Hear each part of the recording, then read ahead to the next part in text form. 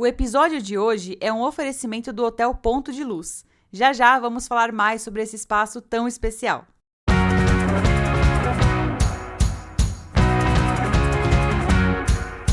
Olá, eu sou o Diego Olivares.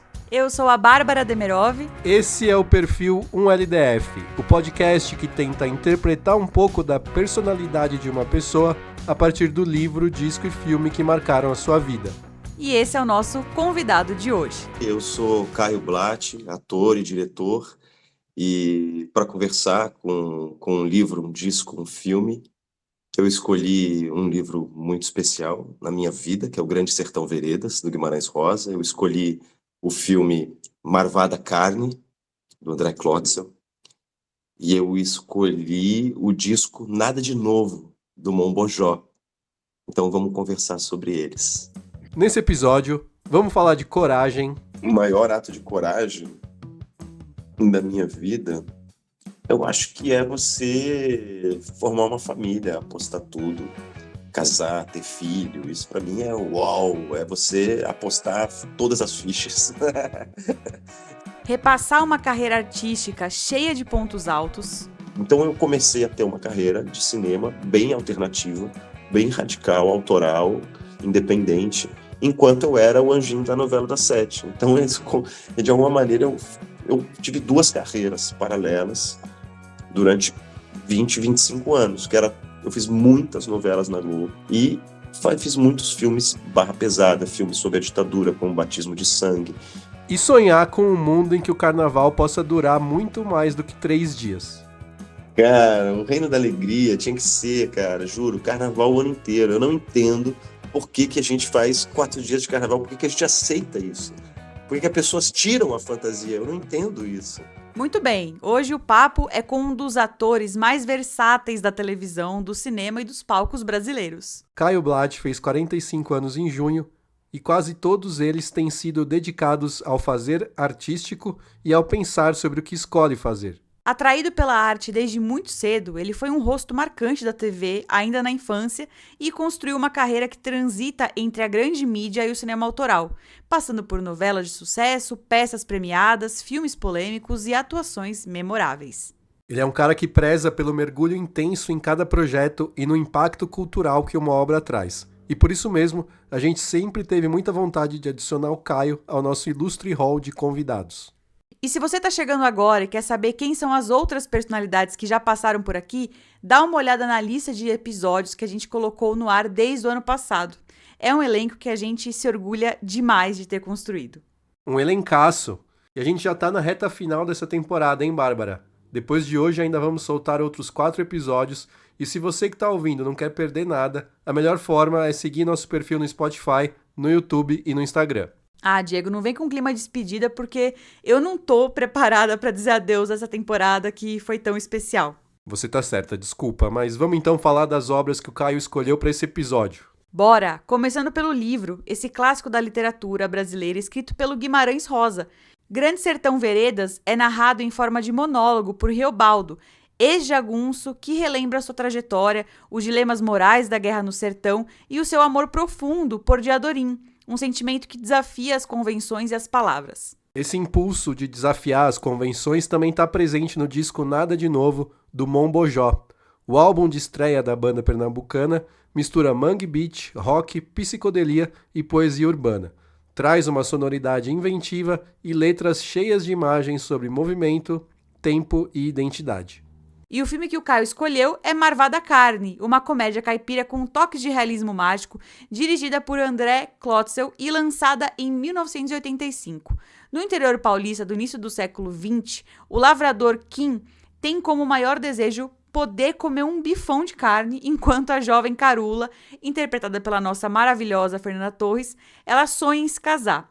Os dois se encontram em uma história que mistura desejo, fantasia e crítica social. Bom, mas antes da gente começar a entrevista, vamos falar sobre o Hotel Ponto de Luz, que é parceiro do 1LDF nesse episódio?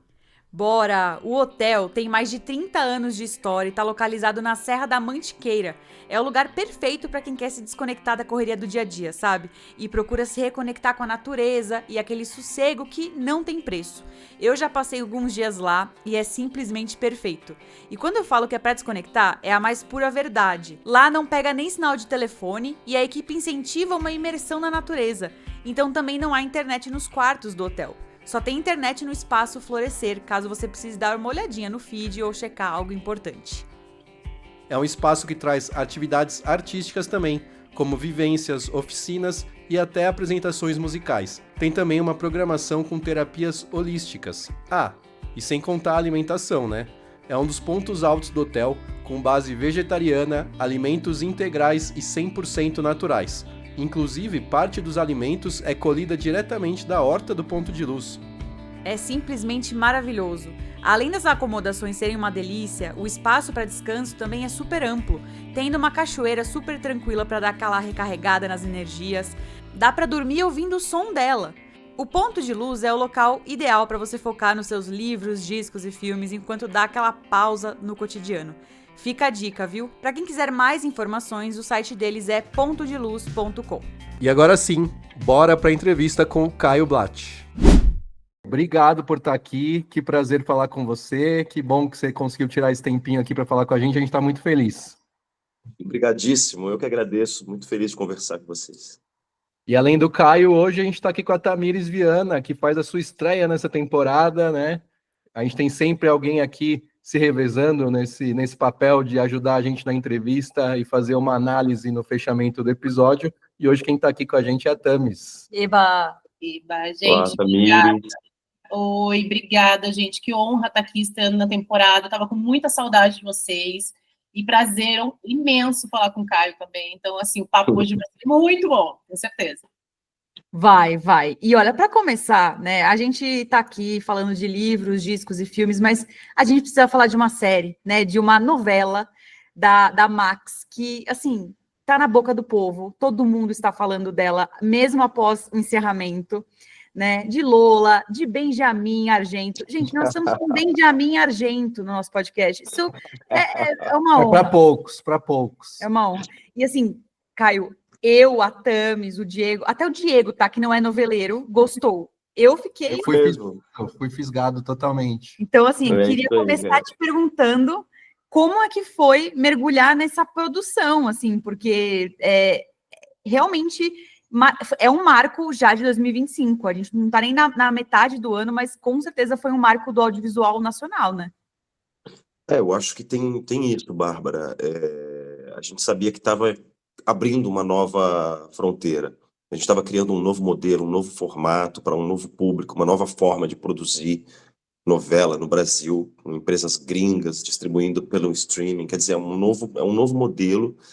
E a gente sabia que estava desbravando esse território, tentando abrir novos campos. Então a gente sabia da importância, mas não imaginava que seria um estrondo, um sucesso tão grande assim, que as pessoas iam ficar viciadas, que ia virar um sucesso popular, das pessoas pararem na rua, chamarem pelo nome dos personagens. Então foi uma surpresa enorme, um prazer enorme. Eu fiquei muito feliz com o resultado, assisti a série na Max, achei que realmente ficou incrível, super bem acabada, ela é super bem escrita, super bem dirigida e é representada com paixão, o elenco ali apaixonado pelo que faz, assim. Então eu acho que foi uma fórmula perfeita. E o seu personagem, o Benjamin, é aqueles que a gente ama odiar, né? Assim como vários, né, da novela. Como foi construir esse personagem que tem muito pouco de heróico e sim, é um covarde, até meio patético, assim. Você se divertiu fazendo? Eu me diverti muito em todas as fases, é um personagem maravilhoso, é um verme, é um playboy, um sanguessuga, um cara medíocre, né? E que vive tentando agradar o pai, a única coisa que ele quer é algum dia conseguir agradar o pai, então isso é um clássico. E o luxo de estar ali do lado da Camila, enquanto ela vive essa vilã icônica, que eu acho que entrou para a história da telenovela brasileira, que é a Lola. Então, um privilégio estar ali sendo o parceiro, o Benja da Lola. E aí eu pedi para participar de tudo. Eu queria ver todas as fases da novela, eu queria estar nos ensaios, eu queria estar em todas as gravações, então eu pedi para entrar na equipe de direção. E aí acabei participando de tudo, dirigindo várias cenas importantes. Então, para mim, foi uma experiência inacreditável, assim, foi uma experiência única, foi um aprendizado, foi um prazer enorme. E agora esse sucesso de ver o resultado indo tão longe. Cara, que legal, assim. Eu ia perguntar um pouquinho para você sobre essa questão da direção mesmo, né? Uma coisa que chama muita atenção. Eu li que você estava super empolgado, que você tinha pedido, que você queria participar mesmo, assim. Achei super legal. Mas eu queria perguntar um pouquinho para você, como é que foi gravar aquela cena final ali com o Marcelo, né?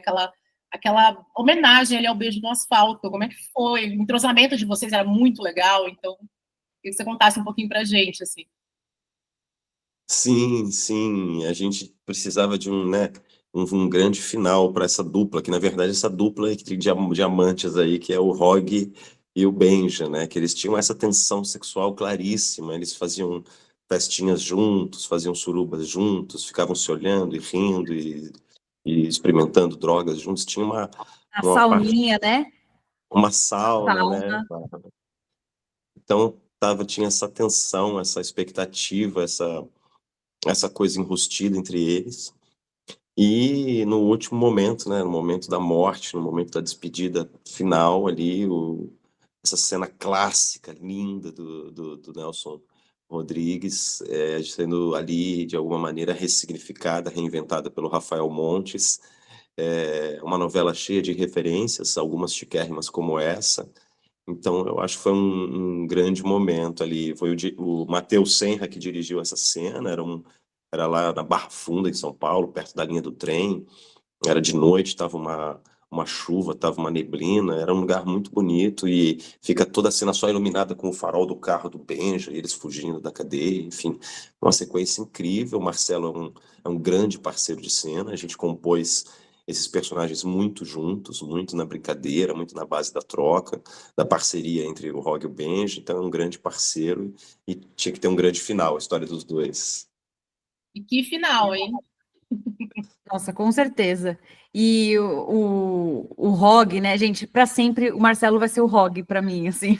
Todo mundo nessa série tá muito nessa novela, né, tá muito bem interpretado, assim, é surreal. Mas eu queria falar da Camila Pitanga, né? Você já citou a Camila, Caio.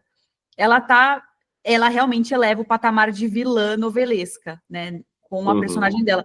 Eu queria saber um pouco mais como foi a troca entre vocês dois, porque vocês dois elevam um ao outro quando vocês dividem, assim, toda a cena com vocês é muito legal de ver. Claro que com a Camila Queiroz a sua troca também é muito boa, mas com a Camila Pitanga foi especial mesmo, né? É muito especial, um privilégio levantar a bola para Lola. É uma personagem que ela fez com uma inteligência absurda, um carisma absurdo. Então você se apaixona, você morre de rir, você não acredita nas coisas que ela diz, ao mesmo tempo é uma pessoa patética, solitária e equivocada e causa pena e daqui a pouco faz você rir de novo, daqui a pouco faz você ter raiva. Então é aquelas personagens que você realmente fica gamado e totalmente imprevisível, né? Então você espera o tempo inteiro qual vai ser a próxima loucura que ela vai fazer. Então acho que a Camila chegou num lugar realmente brilhante. E é emocionante imaginar, porque hoje, por exemplo, a Camila publicou, agora há pouco, no Instagram, fotos dos primeiros ensaios, nossos primeiros improvisos. Eu e ela na sala de ensaio, com orientação da Ana Kutner, com a presença da Maria de Médici, nossa diretora, os outros atores ali também. Ela publicou fotos dela contracenando com a Camila, com o Reinaldo Black. E, cara, é muito emocionante de ver os primeiros dias, a gente dançando, ouvindo música, improvisando, se cheirando, se abraçando, inventando essa dupla, e ver toda a trajetória que isso teve. 8 meses de filmagem em São Paulo, esse lançamento, esse sucesso, ter virado hit, ter virado personagem nos blocos. Eu saía nos blocos no carnaval em São Paulo e as pessoas estavam vestidas de Lola, com cachorrinho, com placas, com... Cara, eu nunca vi, eu imaginei que uma novela do streaming fosse ter esse alcance popular de TV aberta, que a TV aberta tinha. Muito legal. E você tocou num ponto interessante, né? A gente está falando aqui de livros, discos e filmes que marcaram a vida das pessoas, mas muita gente tem a vida marcada por novelas também, né? Para você, qual que é o papel da novela, assim? Que um sucesso como Beleza Fatal pode resgatar? Bom, eu acho que a novela tem muitas novelas clássicas, muitas novelas incríveis, inesquecíveis. Eu lembro muito, por exemplo, de Que Rei Sou Eu. Eu acho que era de um gênio, Cassiano Gabos Mendes, e que era uma novela que se passava num reino medieval, mas que na verdade era uma grande paródia política, uma grande sátira política do Brasil. Então era totalmente brilhante, inesquecível. Eu devia ter 12, 11, 12 anos, eu não perdia nenhum capítulo. Tem novelas que são assim, inesquecíveis, né? Mas a novela tem isso de ter virado parte da nossa cultura, parte da nossa identidade. É o nosso jeito de contar histórias. O brasileiro é especialista em novela. A gente faz a melhor novela do mundo. Então, essa história rocambolesca, cheia de tramas, cheia de personagens, cheia de núcleos, que se alonga durante meses, com várias tramas paralelas, isso é uma especialidade da nossa dramaturgia. Nós tivemos gênios aqui, como o próprio Cassiano, como a Jeanette Claire. Eu trabalhei com muitos grandes noveleiros na Globo, 24 anos que eu fiquei na Globo, Glória Pérez, Benedito Rui Barbosa, Gilberto Braga, eu trabalhei com todos eles, sabe? São gênios. E então eu acho que isso é parte da nossa cultura, da nossa tradição. Também vem de muitos anos de hábito, de TV aberta, ligada na sala, e a família jantando, e todo mundo chegando do trabalho, e aquele momento de reencontro, de alívio, de fim de dia, de conversa, de a TV ligada durante a conversa, durante o jantar. Então isso se intruou e cruou no hábito do brasileiro. E agora melhor ainda com esse novo formato, que agora a gente pode ver na cama, pode ver de madrugada, pode ver 10 capítulos de uma vez, pode acordar de manhã e assistir. Então, cara, eu acho muito bom isso. Então, acho que Oi? encerramos esse bloco do Beleza Fatal. Meninas, Lolovers, vocês querem fazer mais uma pergunta? Ah, só falar que eu sou Lolover, gente, infelizmente, assim. Porque você pega os primeiros 5 capítulos, você odeia a Lola. E é muito incrível como o Rafael Montes, enfim, toda a equipe criativa faz essa transição da Sofia, né? No final é muito amargo, né? Sem spoilers aqui, né? A gente não é de dar spoiler, mas o final é muito agridoce.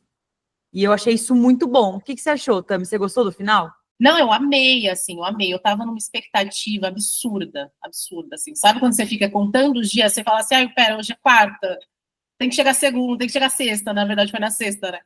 E, não, eu achei maravilhoso, assim, eu acho que o entrosamento de todos vocês em cena era muito visível, sabe? Era muito palpável, era tudo muito interligado. Enfim, foi uma novela, assim, que eu acho que é o que você falou, sabe? Transcendeu, assim, eu acho que a gente vê a galera se unindo em balada, em cinema, em todos os lugares para poder assistir junto, sabe? Foi um clima de Copa do Mundo mesmo, assim. Então, cara, só parabéns, assim, foi incrível. Obrigadíssimo, obrigadíssimo. Muito feliz com esse depoimento de vocês e a gente está curtindo ainda abobados esse vício, essa febre que virou a novela, esse reconhecimento enorme, essa alegria, né, de você sair realmente de um lugar de conforto, de estabilidade, que era estar na Globo há mais de 20 anos, todos nós, Camila, eu, a Camila Queiroz, a Giovanna Antonelli, o Murilo, todos nós, os diretores, e sair de uma forma tão brilhante, já descobrindo um novo mercado, descobrindo um novo público, uma nova forma de fazer, uma nova forma de distribuir. Acho muito legal, realmente estamos muito felizes. E eu costumo dizer para Camila Pitanga, toda vez que eu encontro, que eu sou o Lolover número 0. Adorei. É isso E aí. ó, vale a gente destacar aqui Augusto Madeira, Giovanna Antonelli também, que, gente, os Paixão foram minha paixão durante toda a Júlia novela. Stockley. Júlia Nossa, Stockler, exato, sim. gente. E é tão legal ver a Júlia sendo reconhecida agora, a galera não viu A Vida Invisível e agora estão indicando mais A Vida Invisível para conhecer o trabalho dela, né? Isso é tão legal, assim. É para a gente valorizar mesmo a nossa arte, né? Assim como a Fernanda Torres chegou a falar na época do Oscar, que ela começou a falar lá fora, né, sobre novelas, né? A gente tem que valorizar mesmo esse estilo narrativo, porque é muito, muito bom mesmo.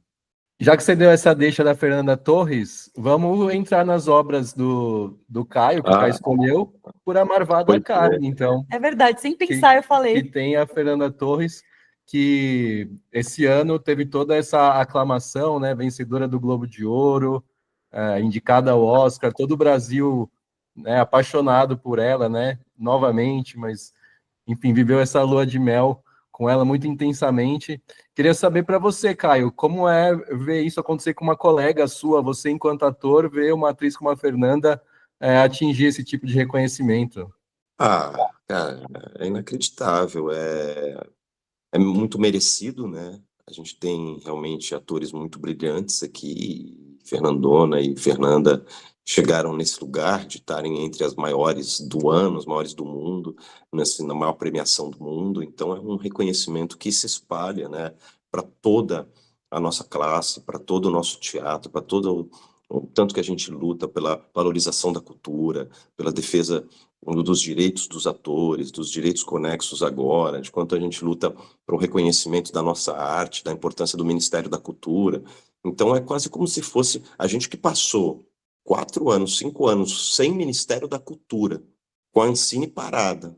Quando a Ancine volta e o Ministério da Cultura volta, a gente é indicado ganha o Oscar com um filme sobre a ditadura. Então cara, a gente não podia estar num momento mais feliz, fora a bilheteria que esse filme fez, colocou o cinema brasileiro numa participação que há muito tempo não se chegava na bilheteria nacional, nas salas de cinema, então é uma alegria sem tamanho, assim, é uma festa, foi final de Copa do Mundo, o Oscar, igual final de Beleza Fatal, uma noite foi o final de Beleza Fatal, outra noite foi a noite do Oscar, todo mundo gritando na rua, soltando fogos, pelo reconhecimento por esse lugar inédito que o Brasil atingiu, e a Fernanda, o que acontece? Com toda essa onda, dessa paixão nacional pela Fernanda Torres, merecidíssima, e eu fiquei um pouquinho enciumado, querendo dizer que eu sou completamente apaixonado pela Fernanda Torres desde Marvada Carne. Quando eu vi esse filme, esse papel que ela faz, eu fiquei completamente apaixonado por ela. Então, eu queria dizer isso, que a minha paixão por Fernanda Torres é muito antiga. Então conta pra gente como foi a sua experiência de assistir o filme, quando que você assistiu, o que você sentiu na hora e por que ele foi eleito o filme que marcou a sua vida. Cara, eu não lembro quantos anos exatamente eu tinha. Eu era uma criança. De que ano é esse filme? É anos 80? É de 85. 85. Eu tinha 5 anos. Eu devo ter visto alguns anos depois na televisão. E foi uma coisa muito chocante. Primeiro porque é isso que o cinema faz, né? Me apresentou um Brasil que eu não conhecia. Esse Brasil rural, esses homens caipiras, esse homem que nunca comeu um pedaço de carne, o Adilson, incrível, incrível. Já o retrato social ali e essa figura do caipira do homem rústico, do brasileiro, né? É muito emocionante. E aí o filme é muito lúdico, é muito fantástico. A Fernanda Torres é uma loucura, uma doçura, um deslumbre, uma maravilha. Ela querendo casar de todo jeito e brigando com o Santo Antônio e botando o Santo Antônio de castigo, jogando o Santo Antônio no rio e querendo de todo jeito casar e o pai não quer. E tem também uma cena que me deixou assustado na época, que é a Regina Casé fazendo o diabo, ou curupira, uma mulher meio diabólica, uma presença no meio da mata também, uma cena quase de um pacto que ele faz ali com... Então é um filme que me assustou, me surpreendeu, me apaixonou, gravou na minha memória e era um momento que eu ainda era muito menino, com 7, 8 anos de idade. Então, para mim, é um dos primeiros filmes brasileiros que me encantou. Que eu falei assim, caraca, o cinema brasileiro também tem o seu jeito próprio, brilhante, genial, de contar nossas próprias histórias com nossos próprios grandes atores. A gente tem tudo aqui. E que lindo esse filme, que emocionante. Então, sempre que eu lembro, me emociona, me faz voltar para a infância, me faz amar de novo a Fernanda Torres, me faz pirar com a Regina Casé, enfim. Que legal. E puxando um pouquinho disso, assim, o filme ele tem muitos elementos ali dos filmes do Mazzaropi, né? Essa coisa que é muito típica do interior paulista, assim. Você nasceu na capital, mas eu queria que você falasse um pouquinho, tem alguma relação pessoal com o interior, assim? Tenho muito. Tenho muitos primos, muitos tios do interior. Eu tenho família em Taubaté, eu tenho família em Avaré, eu tenho família em Ribeirão Preto, eu tinha família em Minas, de um tio meu que morava numa cidade chamada Campo do Meio. É no meio do nada, em Minas Gerais. Campo do Meio, e meu tio Joãozinho. Meu pai tinha um Fusca, a gente viajava 5, 6 horas até Campo do Meio. E às vezes eu passava o mês inteiro lá pescando, vivendo no mato, pegando minhoca no quintal para pescar, no meio das galinhas e acordando de madrugada. Então, eu tinha muitos, todas as minhas avós, toda a minha família dos meus pais veio do interior. Então, minha infância foi muito em fazenda, em sítio, em chácara, em rancho, e essa cultura, esse jeito de falar. Eu sou muito de copiar sotaque. Então, eu voltava das férias falando caipira. Eu tenho muito essa. Tenho primos meus que são meio cowboys em Avaré, que andavam de calça jeans com fivela, que eu chegava lá no fim de semana, eles estavam laçando, todos no quintal de casa treinando laço, sabe? Então tenho muita história de muitas férias, muitos primos, muita família no interior. Essa coisa do caipira eu conheço também, sei de onde vem. Muito legal. E, Caio, você já citou, né? Você já falou muito bem assim sobre os últimos anos aqui do Brasil, da nossa cultura, como a cultura foi desmontada, né? E a gente está agora retomando aos poucos, até por conta da pandemia também, né? Que prejudicou muito. E o filme ele foi feito nos anos 80, né? O Marvada Carne, que foi uma década bastante escassa para o cinema brasileiro por conta do fechamento da Embrafilme durante o governo Collor. E alguns anos atrás a gente quase viveu algo parecido, como você já bem falou. Então, eu queria saber qual que é o caminho para que a indústria cultural não passe por mais situações como essas. Acho que o primeiro é entender que a cultura ela é subsidiada em todos os países sérios, todos os países da Europa, e nos Estados Unidos. A cultura é subsidiada porque é entendida como um direito e também entendida como um patrimônio, né? A nossa cultura, nossas novelas, nossos filmes, a nossa música é a nossa identidade do país. Então, a primeira coisa é isso, entender que todos os países do mundo, na França, todos os teatros, todas as companhias de teatro, o cinema, através dos canais estatais, na Inglaterra, através da BBC, todo país que tem uma cultura forte e subsidia a sua cultura porque sabe que isso é um patrimônio do país. Acho que o principal é isso, entender que a cultura é um patrimônio, é a nossa história, é a nossa cultura, é a nossa identidade, é assim que se constrói. Então tem que ser realmente apoiada, como é em todos os países sérios, né? Em segundo lugar, isso que eu ia falar, entender que a cultura também é economia. A cultura, ela multiplica o PIB. Todo o dinheiro que é investido em cultura volta muito rapidamente, se multiplica. Então, o dinheiro investido em cultura, ele se multiplica para você fazer um evento cultural, um show, uma peça, uma apresentação num cinema, de um filme no cinema. Você mobiliza os estacionamentos, os restaurantes, os guardadores, a bilheteria, o pessoal que trabalha na limpeza, segurança. Então, quer dizer, se espalha pelo bairro. Um bairro onde tem eventos culturais, todo o comércio local se beneficia, né? Isso se espalha. Então, a cultura ele é um bom investimento, ela traz retorno financeiro para o país e traz retorno cultural, um retorno patrimonial para a história do país. Então, esse entendimento que tem que ter. Não, você falando, me vem à cabeça um festival específico que eu cobri esse ano pela primeira vez, que eu nunca tinha ido a Tiradentes. O Festival de Tiradentes, a mostra, ela é literalmente isso, né? A Raquel, que é a dona do festival, ela falou para mim, ela falou, Bárbara, não tinha quase nada de restaurante. Hoje a cidade ela é movimentada completamente durante a mostra de Tiradentes. Então é lindo ver como a cultura, né? Eu estou trazendo um exemplo prático para as pessoas, né, ouvirem, entenderem que festivais de cinema também se incluem nessa, né? E todo mês, em Tiradentes, tem um festival diferente. É de culinária, é de jazz, é de fotografia, tem um festival de fotografia. Todo mês tem um grande festival na cidade de Tiradentes. Então, a cultura fazendo uma cidade colonial se revitalizar, né? Incrível. Você comentou, Caio, que você viu a Marvada Carne bem quando você era criança. Você acha que e você começou a atuar também desde cedo? Você acha que a Marvada Carne foi de algum tipo te fez querer ser ator? Cara, Diego, não sei, pode ser que em algum lugar aí muito subjetivo, assim. Claro que foi uma coisa muito inesperada isso de eu virar ator, assim. Na verdade, foi uma sacada da minha mãe que me pegou criança e me levou para uma agência, e me pôs para fazer testes e logo eu comecei a fazer muitos comerciais, ia trabalhar na televisão também. Então é uma coisa que não passava muito pela minha cabeça, mas com certeza é uma grande inspiração. É uma grande inspiração sempre esse filme. E eu fiz um personagem num filme que eu adoro, que é um filme que chama Meus Dois Amores, que é um filme do Luiz Henrique Rios, o diretor, que é baseado num conto do Guimarães Rosa, da Sagarana, chamado Corpo Fechado. E eu faço esse filme que é um personagem, um caipira, que é apaixonado por uma mula.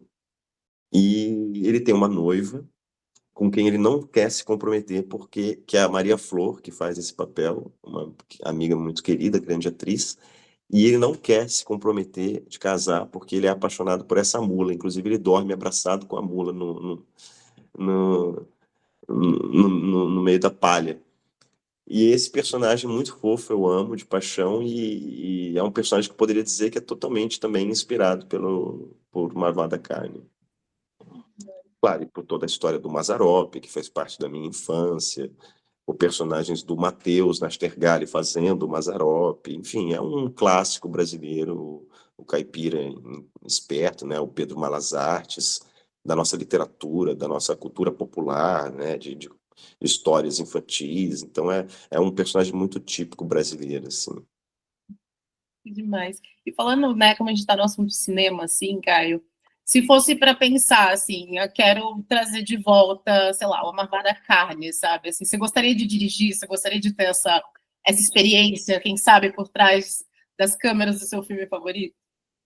Poderia fazer uma adaptação, né, para o século XXI, uma criança que não tem celular, né, que quer de todo jeito conseguir um celular, uma criança do interior, pobre, e que ela quer de todo jeito, ela pega um ônibus, foge de casa e vem para São Paulo porque ela quer de todo jeito ter um celular e está tentando arrumar algum dinheiro, um troco, uma doação, uma esmola, como é que ela vai comer na cidade grande, como é que ela vai ficar sozinha. Hoje em dia eu faria uma criança, a Marvada Tela. Muito Ótimo nome, ótimo nome. A gente já quer assistir. É, Nossa, já estou pronto para fazer a crítica aqui. Fazendo a transição, então, agora do filme para o livro, aliás, são duas mídias que têm tudo a ver com a sua escolha, né? Que é do Grande Sertão, que você acabou de, no ano passado, lançar o filme também, dirigido pelo Guel Arraes, né? Que foi essa adaptação. Antes você já tinha feito a peça também do Grande Sertão, né? Que também depois inspirou outro filme, né? Que é O Diabo na Rua, no Meio do Redemoinho, da Bia Lessa. Como é que foi essa imersão, assim, como que é a sua relação com essa obra e como ela se intensificou, né, com essas adaptações todas que você participou? É outro trabalho que também pode ter sido inspirado aí pelo Marvada Carne, de alguma maneira, que é o Riobaldo, da vida ao Riobaldo, esse herói do Grande Sertão Veredas, esse anti-herói, esse jagunço, esse personagem extremamente brasileiro e que também é um homem do interior, que também é um homem cheio de crenças e que é um Fausto, né? Também, igual como o Marvada Carne tem essa figura do diabo que aparece, o Reobaldo também faz o pacto dele com o diabo para vencer a guerra e vende sua alma. E eu tive um encontro absurdo assim com essa obra. Tive um encontro visceral com essa obra, com a montagem da peça da Bia. Foi um processo muito radical, a gente trabalhando com o livro original, improvisando, e meses improvisando e criando, e depois o grande também sucesso e emoção que foi fazer a peça, anos em cartaz, viajando pelo Brasil, todos os teatros lotados, tinha filas nas portas, as pessoas chegavam 4, 5 horas antes e ficavam lá de fora esperando para ver se tinha um lugar de uma desistência no final da fila, e foi muito lindo, muito emocionante. A gente ganhou todos os prêmios. Eu conheci a Luísa Reis, a gente se casou fazendo essa peça. Foi uma comoção na minha vida, o encontro com esse personagem que não desgruda de mim. Que aí depois virou filme da Bia, depois virou numa outra versão filme do Guel e da Flávia. e depois virou série da Globo, e por incrível que pareça, eu tô de novo interpretando esse personagem. Eu tô fazendo um trabalho muito lindo para a Companhia das Letras. Eu tô gravando o audiolivro do Grande Sertão com essa voz, com essa interpretação minha do Riobaldo. Então, eu tô lendo o livro inteiro em voz alta, gravando todos os dias. Eu tenho ido para o estúdio quase todos os dias. Faz 8 anos, desde que eu comecei a fazer a peça com a Bia até hoje, faz 8 anos que eu estou fazendo, continuo fazendo o Riobaldo em várias encarnações diferentes, em várias mídias, em várias formas, voz, cinema, teatro, enfim. Então é um livro que realmente mudou totalmente a minha vida, faz parte da minha história, faz parte do meu amadurecimento como artista, faz parte, junta referências que eu trago desde a infância. Então, até complicado falar, é uma obra que está encruada, tá dentro de mim, é um personagem que vive comigo todos os dias, eu penso no Riobaldo todos os dias, né? Que bonito, né? Muito legal. E uma das frases do livro, né, uma das mais famosas, diz o seguinte: a vida é assim, esquenta e esfria, aperta e daí afrouxa, sossega e depois desinquieta. O que ela quer da gente é coragem. Então a gente quer saber qual você considera o maior ato de coragem da sua vida. Uau! O maior ato de coragem da minha vida, eu acho que é você formar uma família, apostar tudo, casar, ter filho. Isso para mim é uau, é você apostar todas as fichas. Eu acho que é um momento muito de você, a sensação é que é de quase um mergulho de cabeça, né? Você entrega a sua vida na mão de outra pessoa. E ter filho é você dar origem a uma vida que vai depender de você para sempre, vai estar ligada à sua para sempre, e vai te afetar de alguma maneira para sempre. Então, eu acho que o maior ato de coragem é esse, talvez, ser pai, ter um filho, né? Nós estamos vivendo isso nesse momento. A Bárbara está grávida aqui por Caraca, meses, olha só, eu 7 falei sem meses já. saber 7 nada. meses já. Meu, Caio, todos os episódios dessa temporada a gente fala de paternidade e maternidade. É É muito. mesmo? É natural, vem. E essa sua resposta já. Nossa, caramba. E é uma menina que vem aí. Uau, Menina. que máximo. Meu sonho é ter uma menina, cara. Ainda tenho Ah, esse sonho aí. Quem sabe um dia. Que sim. legal. Parabéns, parabéns, Muito cara. obrigada. Obrigado, É o obrigado. máximo isso. A É gente a está coisa, muito. é a primeira de vocês estão com É, carinha de primeira. Então, realmente, cara, coragem, é muito lindo, é transformador, é radical, é delicioso, é angustiante, é tudo ao mesmo tempo. estamos vivendo intensamente esse processo. Cada dia uma nova descoberta. Muito bom, muito lindo. Voltando para o Grande Sertão, um dos temas do livro, né, é um tipo de masculinidade violenta, né, e também tem aquela coisa toda com Diadorim, né, aquela paixão reprimida, né, que não pode ser consumada, porque afinal seriam 2 homens lá, né. Então ele trata muito de uma masculinidade tóxica, né, um assunto que tem sido debatido intensamente nesses últimos anos, né. E aqui nós homens, né, eu e você, acho que a gente está muito atento a isso, mas a gente ainda se pega, às vezes, caindo em comportamentos, em coisas que não são tão legais, assim, né? Então, eu queria saber como você se policia para isso, como que isso, como que é esse processo de desconstrução, assim, para você? Até como pai de menino também, né? Como é criar um menino já pensando nisso, né? Exatamente, né? Porque é estrutural, né? Principalmente a gente que nasceu, que cresceu nos anos 80, 90, o machismo é estrutural, faz parte da nossa formação, da imagem que a gente aprendeu do homem da casa, do que é ser macho, o homem não chora, e nos relacionamentos, né? Eu acho que a gente tem muito para aprender mesmo, a gente tem que baixar muito a bola, calar muito a boca, né? Ouvir, aprender a ouvir os mais novos. Eu aprendo muito com os moleques. Eu tento falar com meus filhos sobre isso, falar com o Bento, falar, filho, olha só, se a menina disser não, você nunca insiste, né? Ele falou assim, Que isso, pai? Do que você está falando? Quer dizer, para ele já é outra realidade total, já vive no mundo e já cresce com uma outra referência. Então, é isso, eu tento ouvir muito eles também, aprender. A gente tá o tempo inteiro deslizando em pequenos atos. Eu tenho, por exemplo, uma coisa de trabalhar muito, de aceitar muitos trabalhos, de emendar um trabalho no outro, pegar a temporada de teatro, e de alguma maneira eu sei que a Maria tem uma estrutura na casa dela, e que o Bento vai estar lá, e que a escola dele é do lado da casa dela e tal. Então, às vezes, eu, sem nem combinar com ela, sem nem me planejar, sem nem imaginar uma forma de compensação, já estou marcando trabalho sabendo que ela vai segurar a onda, sabe?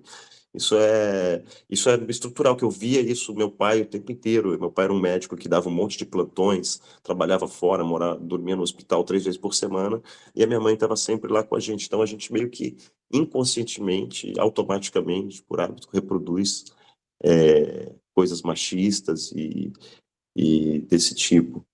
Então tem que ficar muito atento, baixar a bola, ter humildade, aprender, escutar.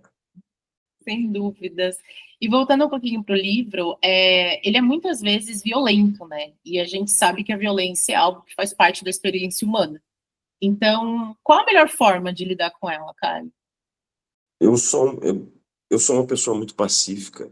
Eu não consigo lidar muito com a violência. Eu não sou uma pessoa de brigar, de discutir. Eu nunca participei de uma briga.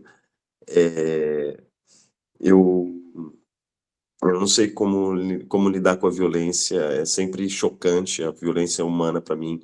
Ela tá, claro, a gente mesmo é violento muitas vezes em coisas que a gente diz, jeito que a gente, atitudes que a gente toma. Mas sei lá, eu acredito muito na gentileza, na educação. Eu acho que a violência é um estágio humano a ser superado, sabe assim? O Reobaldo fala isso num capítulo que é uma coisa muito linda. Ele fala assim: antes se matava por aí, antes era tiroteio para todo lado, antes era bando armado para um lado, bando para o outro. Agora não, agora todo mundo virou rancheiro, todo mundo tá mais velho, pararam-se as guerras, o governo assumiu. Vai chegar um tempo, aí ele diz, vai chegar um tempo que nem se usa mais isso de matar gente. Estamos esperando chegar esse tempo ainda, né? Sim, sim. Tomara que a gente veja isso acontecer. Eu queria, Caio, que você, para finalizar esse bloco do livro, já que você viveu esse personagem, está vivendo ele há tanto tempo, né? O que que você mais se identifica nele, assim? O que te toca mais no Reobaldo? Eu acho que a sensibilidade dele, né?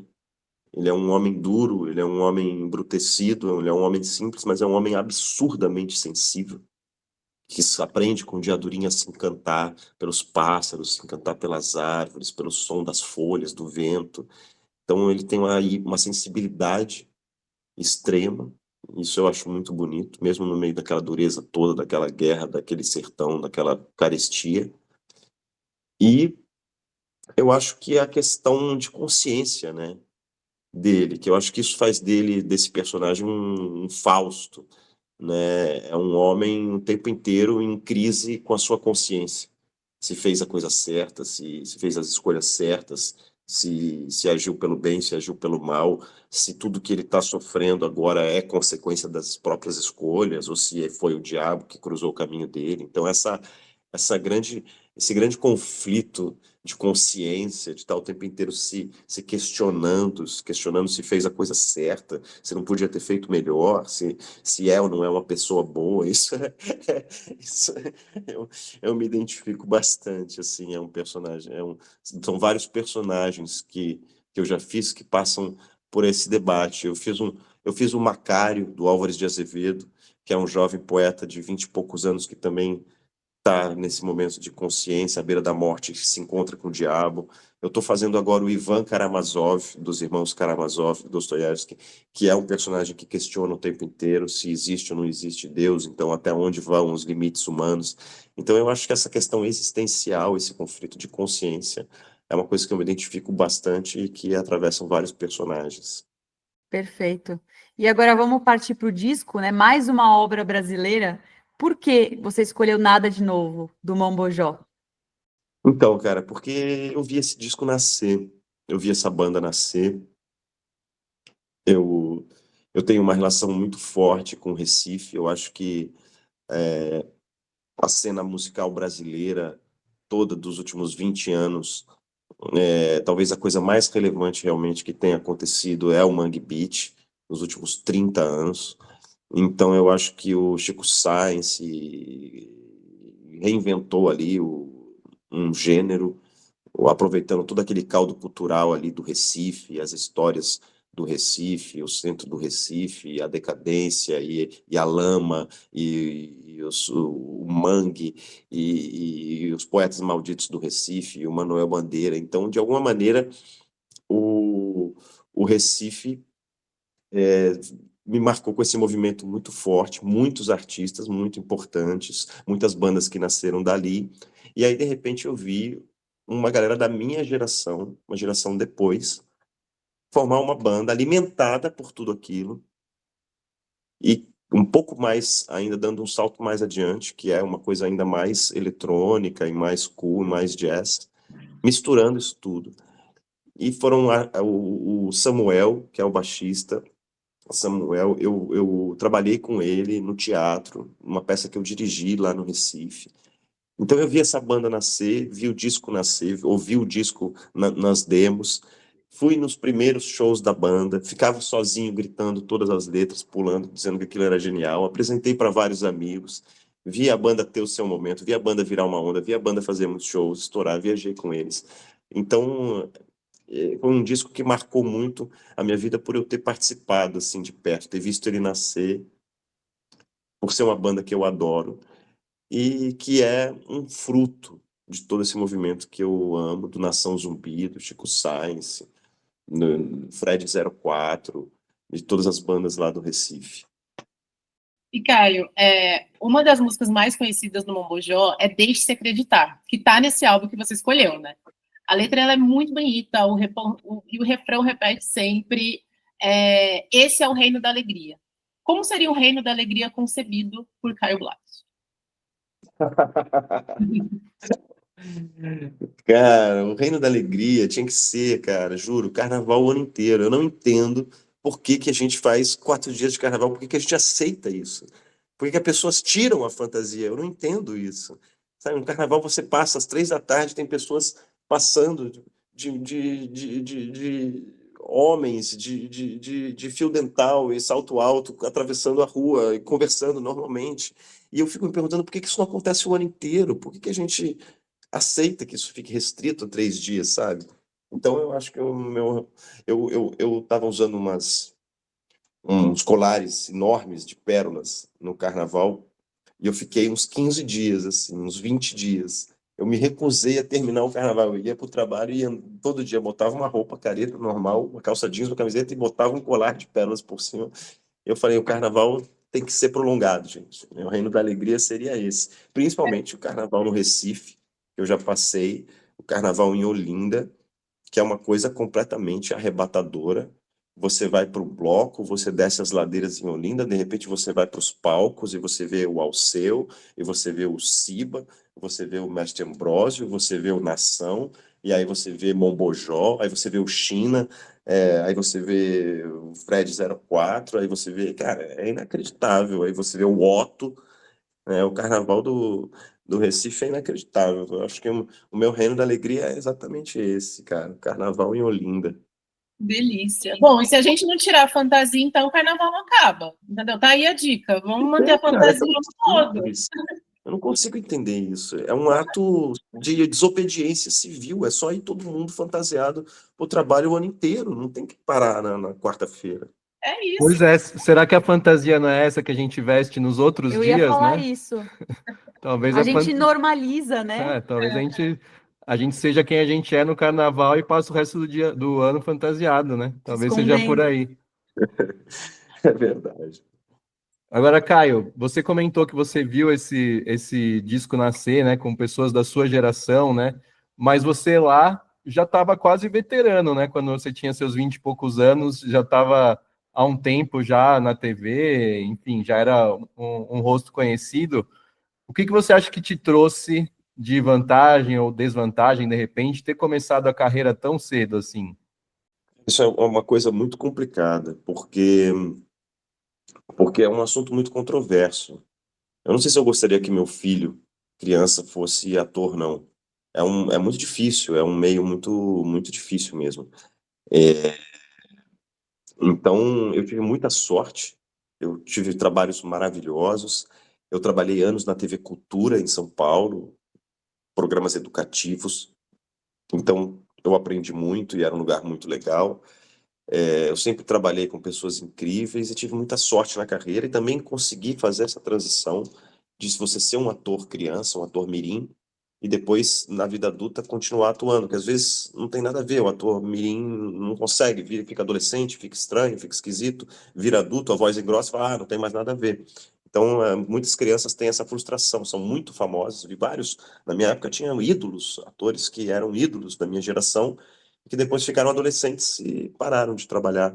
Então é uma carreira muito difícil para uma criança. Eu estudava muito, meus pais exigiam que eu tivesse notas muito boas para eu poder trabalhar como ator e tinha tudo isso para não atrapalhar a escola. Mas então eu tive muita sorte, porque com 12 anos eu estava na TV Cultura fazendo O Mundo da Lua com Gianfrancesco Guarnieri, com o Fagundes. Com 13, 14 anos, eu estava fazendo Éramos Seis, com a Irene Ravache, com Otton Bastos, com Osmar Prado, com Jandira Ferrari. Quer dizer, foi uma sorte muito grande. Eu aprendi com esses grandes mestres muito cedo, fiquei amigo deles e aprendi uma profissão e aprendi o meu destino nessa vida. Então, eu tenho uma gratidão muito grande a todo mundo que me ensinou, meus mestres, a minha mãe que inventou essa carreira para mim. Eu tive muita sorte, mas não é a regra, não é a regra. A carreira de ator mirim é difícil, é terrível, às vezes pesada demais para uma criança, então eu sou uma exceção. Perfeito. E a sonoridade do Mombojó, né, traz uma mistureba muito boa, né? Rock, MPB, música eletrônica, é difícil de rotular. E a sua carreira também é difícil de cair em rótulos, né? Então, eu queria saber em que momento você decidiu que ia trazer um pouco de cada coisa como ator, e não ficar preso a personagens específicos ou clichês, né, como galãs de novela, por exemplo. Assim. Realmente, cara, o Mombojó é muito bom, o Chiquinho nos teclados e nos sintetizadores, ele faz coisas inacreditáveis. O Felipe, o próprio líder, né, vocalista da banda, o Felipe, é um cara talentosíssimo, compositor incrível, é, muito boas as letras dele, muito bom a voz dele, né, ele parece tem um clima meio Renato Russo, assim, eu gosto muito. E, e sim, essa tentativa e é uma banda eclética, né? Eles tocam reggae, tocam rock and roll, vira eletrônico, vira maracatu, tudo se mistura. Você vê o tempo inteiro as referências do Mangue Beat ali, realmente. E isso foi uma coisa que eu amo, é uma coisa que eu amo na arte e que eu busquei muito na minha carreira. Teve um momento específico, Bárbara, que eu precisei fazer essa escolha consciente, que foi uma época que eu vim aqui para Globo, eu tinha 18, 19 anos, eu tinha o cabelo todo cacheadinho assim, e me colocaram para ser um anjo que caiu do céu na novela das sete com o Tarcisão, uma novela dirigida pelo Denis Carvalho. Foi uma experiência inacreditável e foi um mega sucesso. E eu fiquei muito famoso. Eu recebia caixas de cartas, não existia nem e-mail, eu recebia caixas com cartas, cartazes, presentes. Era uma coisa para mim foi um susto assim ficar tão famoso da noite para o dia e virei essa figura desse herói romântico. Fiz uma novela chamada Andando nas Nuvens, que eu era esse menino romântico que gostava de óperas, e depois O Anjo que Caiu do Céu, e fiquei com essa imagem de bom moço, de homem sensível, de garoto sensível e romântico. E eu queria de todo jeito quebrar essa imagem, mostrar que eu podia fazer outros personagens, fazer qualquer coisa. E aí eu fui fazer um filme em São Paulo, um roteiro que chegou na minha mão, que é a coisa mais radical que eu já li e que eu já fiz na minha vida, que é um filme chamado Cama de Gato, que são uns garotos universitários que decidem fazer uma festinha e acabam fazendo um estupro coletivo e tudo isso era filmado com câmeras digitais, e tudo isso depois vazava na internet.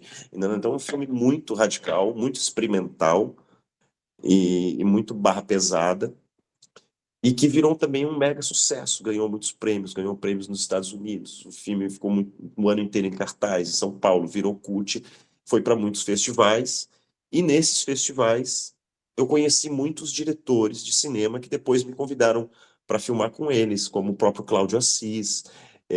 Então eu comecei a ter uma carreira de cinema bem alternativa, bem radical, autoral, independente, enquanto eu era o anjinho da novela das sete. Então, de alguma maneira, eu tive duas carreiras paralelas durante 20, 25 anos, eu fiz muitas novelas na Globo, muitas novelas das 6, das 7, Abelardo Sardinha, da família Sardinha, ou seja, personagens fofos, sensíveis, delicados, e fiz muitos filmes barra pesada, filmes sobre a ditadura, como Batismo de Sangue, filmes sobre a violência brasileira, como Carandiru, né, como O Alemão, que eu fiz também.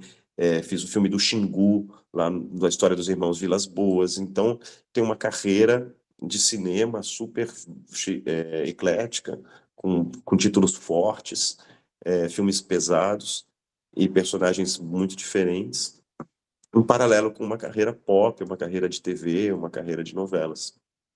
Outro filmaço que você fez e que vai bem nessa linha é o Brother, né? Do Jefferson D. Também, O Brother. comunista. O Brother é uma grande transformação, assim. Eu me entrei ali no Capão Redondo, fiquei morando ali, me misturei com a molecada e andava com os caras dos Racionais, trocava ideia com o Mano Brown e fizemos um filme lá no Capão, que é uma coisa muito emocionante e que mostra também essa violência das periferias brasileiras. É um trabalho que tem uma grande transformação. O meu filho tinha nascido há pouco tempo e eu mostrava para ele o cartaz do Brother e ele não me reconhecia. Eu achava isso muito legal, cara. Eu falava, uau, eu me transformei num moleque de periferia mesmo. Tô com o cabelo todo cheio de falha, raspado, andando torto, invocado, falando de um jeito cheio de gírias.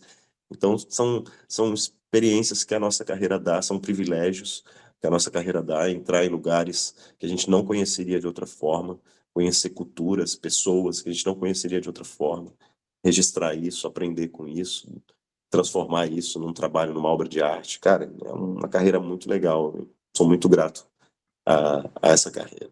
Gosto muito de ser ator. E você citou o Cama de Gato também, e eu era muito amigo do Kainan Baladez, que é um dos... Sim, São três amigos, né? E eu estudava junto com ele, era da minha sala. E eu lembro que ele estava estudando na época que vocês estavam fazendo o filme, né? Alexandre Stockler era o diretor, né? Na ECA? Você estudou com o Kainan Não, na ECA? no colégio ainda, no ensino médio. No colégio, caramba, cara. Então, vocês estavam filmando, eu lembro dele contando da empolgação. Pô, vou fazer um filme com o Caio Blatt, vai ser sensacional. E depois eu vi o filme, tudo isso que você falou mesmo, assim, é uma porrada. E numa época que não era tão comum, né, ver filmes assim no cinema brasileiro. Acho que foi o primeiro filme feito com câmeras digitais, com câmeras de mão. Era uma revolução, assim, né? O cinema era uma coisa muito artesanal, com negativos, câmeras pesadas. Então, acho que foi o primeiro filme que realmente entrou em cartaz e ficou um ano inteiro em cartaz, porque ele virou um filme cult. Tinha uma sala na Rua Augusta que vivia cheia todos os dias. Foi a sala com a maior ocupação do cinema brasileiro naquele ano, porque todo mundo queria ver que filme é esse, totalmente louco, que estão falando por aí, totalmente radical, barra pesado e tal. Então fica o nosso abraço aí pro Kainan, saudades daquela época do Cama de Gato. Kainan e Rodrigo Bolzan, era o trio de delinquentes. Exatamente. Dava para ficar mais algumas horas ouvindo Caio refletir sobre a sua carreira, mas a gente já tá chegando naquela hora tão peculiar, o diagnóstico. Mas antes, a gente queria contar que você que está ouvindo pode levar um livro, um disco, um filme para sua empresa. Exatamente. A gente tem um formato offline, no mundo real, com rodas de conversas e dinâmicas de integração em empresas a partir do livro, disco e filme que marcaram a vida das pessoas. É um jeito diferente e leve de conhecer mais sobre quem trabalha com você. Afinal, a gente sabe melhor do que ninguém que dá pra contar muito da história de uma pessoa a partir das suas obras favoritas. Então, se você quer levar um LDF para sua empresa, entre em contato com a gente pelo Instagram, @umlivrodiscofilme, ou pelo e-mail, umlivrodiscofilme@gmail.com. Vai ser um prazer falar com vocês. Quer ouvir o que a Tamires preparou pra falar sobre o Caio depois de juntar as obras que ele escolheu e as falas dele? A hora é agora! Bom, Caio, a gente está aqui no final do episódio já, e sempre no final do episódio a gente faz o quê, Bárbara? Um diagnóstico, né? E vale dizer aqui, só quero falar que papo maravilhoso, hein? Que episódio incrível está sendo, Caio. Mas é isso. Prazer enorme. Imagina, o prazer é nosso. Mas é isso, todo episódio a gente traz aqui a Tamires ou o Guga, que você não chegou a conhecer, ou a Jéssica, que eles têm uma tarefa árdua, né? E muito incrível também. É um desafio que é diagnosticar o nosso convidado. Então, a Tamis, ela vai... Que ótimo! Eu preciso a muito de um partir dessas diagnóstico, escolhas. Tamires, por favor. Que missão, Caio, que missão. Não, mas aproveitando um pouquinho do que a Bá falou ali, acho que realmente foi um episódio maravilhoso, assim. Que delícia esse papo. Foi Que incrível. legal. Então, vamos lá, né, para essa missão. Eu acho que uma coisa que eu fiquei pensando muito aqui enquanto a gente conversava é que todas Transtorno as... de personalidade, né? Crise de meia-idade, crise de Não. meia-idade. Jamais, jamais. Esse é o perigo do autodiagnóstico. Não façam isso. Não, mas eu fiquei pensando muito, assim, nessa relação das suas escolhas com você, né? E todas essas obras que você escolheu, elas têm uma brasilidade muito acentuada, assim, são obras que transformam a luta e a dificuldade em poesia, que atravessam esse espaço-tempo e podem sempre ser ressignificadas, né? E eu acho que as inúmeras inspirações geradas pelas produções e a forma como elas são atemporais são exemplos muito claros disso, assim. E eu acho que tanto o livro, quanto o filme, quanto o disco são obras que enxergam o Brasil que é do brasileiro. São obras que valorizam a nossa população. E eu acredito muito, Caio, que isso tem muito a ver com você e com a sua carreira, assim. Você é um ator que dá muito para ver, não só pelo nosso papo aqui, mas acho que, né, todos nós acompanhamos muito a sua carreira. E a gente consegue enxergar que você emprega muita dedicação na hora de construir seus personagens. Você tem muita versatilidade, você coloca muito amor, muita paixão naquilo. Eu acho que tanto na frente das câmeras quanto por trás das câmeras. Então é muito admirável ver como você se entrega nos seus projetos e como você se esforça para fazer parte da democratização da arte em todos os sentidos, assim, sabe? Então eu acho que você, se eu pudesse assim resumir numa frase agora, eu acho que você é um pesquisador da alma brasileira, assim, que busca entender de certa forma. Adorei. E eu acho que de certa forma mudar o nosso país através da arte, assim. Então acho que é um pouco disso. Adorei, muito obrigado, Tamires. Vou ouvir isso toda vez que eu tiver com baixa autoestima. Ai, que bom! O pesquisador da alma brasileira, cara, foi demais, amei. Nossa, Total. foi forte, né? Potente. Então, tenho um orgulho, assim, de, por exemplo, você entrar no Carandiru e fazer aquele filme, saber que isso vai durar durante tantos anos, mostrar esse filme em Cannes e depois saber que milhões de pessoas vão ver esse filme, entrar no Xingu, contar a história dos primeiros brasileiros, dos verdadeiros brasileiros, fazer filmes sobre a ditadura e contar o que aconteceu aqui nos porões, como foi agora, eu ainda estou aqui, que eu não participei, mas estou dizendo vários filmes sobre a ditadura que eu fiz. Então, realmente a gente fica com essa sensação de estar ajudando a contar a história do país, de estar ajudando a pensar sobre o país. Né? Vários filmes sobre a periferia, em que a gente tenta pensar qual é o futuro que a gente quer para o país. Né? Que país é esse? Então, realmente, eu adorei o que você falou, porque muitos dos... Realmente, você pegou um recorte aí, né, do Grande Sertão Veredas, Marvada Carne, Mombojó, que é essa busca de uma brasilidade, de uma coisa da nossa cultura, de uma coisa da nossa poesia, da nossa literatura. Então, é exatamente isso. Eu podia ter escolhido um livro de qualquer país, né? Era livre, né? Exatamente. Mas você escolheu por um motivo essas 3 obras brasileiras, mesmo que inconsciente, né? É por isso que é tão legal esse podcast, entendeu? Porque é inconsciente, né? A arte traduz muito quem a gente é, né? E olha como é legal, né? O que você achou? Você achou que Dá para fazer uma conexão assim muito profunda com quem você é a partir dessas obras? Não, agora eu estou em autoanálise aqui, então as palavras da Tamira estão reverberando aqui na minha cabeça. Eu vou ter que falar com a minha terapeuta semana que vem. A gente adora esse feedback. Quando as pessoas falam isso, que vão levar para terapia, alguém tem que gravar. Daí vira uma sequência. Gravem a terapia e contem pra gente. Muitas pessoas já falaram isso pra gente, a gente fica honrado, eu comemoro aqui. Assim. Tá vendo? Vou levar esse papo para terapia, muito bom. Ai, que bom, que bom. Fico feliz também. É isso, brigadão, Caio, brigadão Muito por obrigada. estar aqui, pela generosidade aí de compartilhar suas histórias, suas inspirações com a gente. Obrigadíssimo. Eu que agradeço o convite e agradeço o papo e agradeço o diagnóstico, vai ser importante.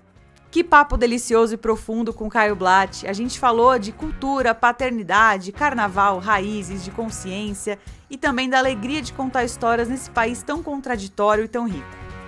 Se você gostou, segue a gente no Spotify, no YouTube e no Instagram. E fica ligado que semana que vem tem mais. Afinal, esse é o perfil 1LDF, o podcast que liga o afeto às escolhas culturais de quem faz, pensa e vive a arte.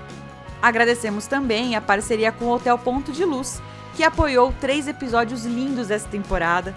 E para você que está ouvindo, a gente te espera no próximo episódio. Tchau, tchau!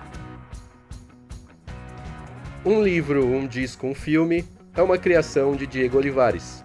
A direção de conteúdo é minha e da Bárbara Demerov. O Guga Gessulo, a Jéssica Stuck e a Tamires Viana se revezam nos episódios, contribuindo com as entrevistas e brilhando nas análises finais. A Priscila Penha cuida do nosso marketing digital e da estratégia nas redes sociais. E a Lívia Colino é quem faz a identidade visual e as artes da nossa plataforma. Se você ouviu até aqui, deixe um comentário. A gente vai adorar saber o que você achou desse episódio. E você também ajuda muito o LDF se compartilhar nosso conteúdo com quem pode gostar e também avaliando com 5 estrelas nosso podcast no Spotify. Brigadão, um abraço e até o próximo episódio.